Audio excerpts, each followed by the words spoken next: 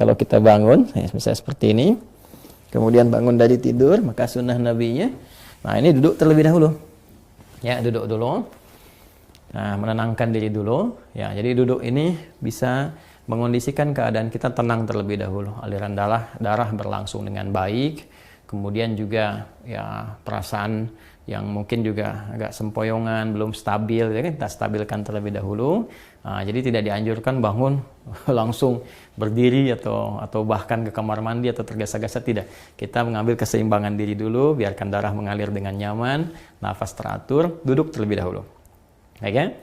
Nah, lantas setelah itu, maka Nabi menuntunkan supaya menghilangkan bekas ngantuk dulu, ya, dengan bagian tangan dari itu. Wamasaha biyadihi min athari naumihi. Jadi kita menghilangkan bekas ngantuknya dengan bagian tangan yang diduga bersih, gitu ya. Nah, jadi nanti ada di hadis lain bahwa saat bangun tidur nanti saat bersamaan kita akan wudhu, kita dianjurkan untuk cuci tangan terlebih dahulu, ya kan? Karena tidak menduga di bagian mana tangan ini bisa menyentuh hal-hal yang mungkin kotor.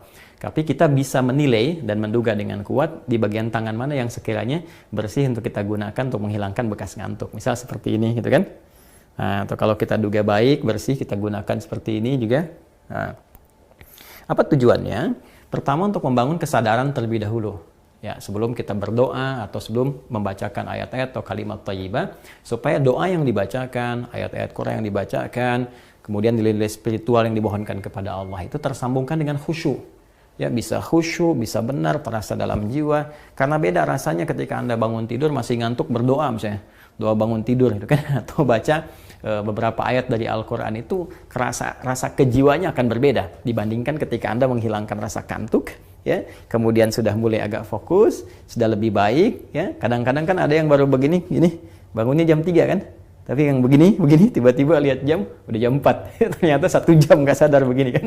Nah, karena itu tidak dalam jeda yang lama, nggak pakai lama, jadi duduk, kemudian hilangkan bekas ngantuknya, seperti ini, ya, bisa demikian.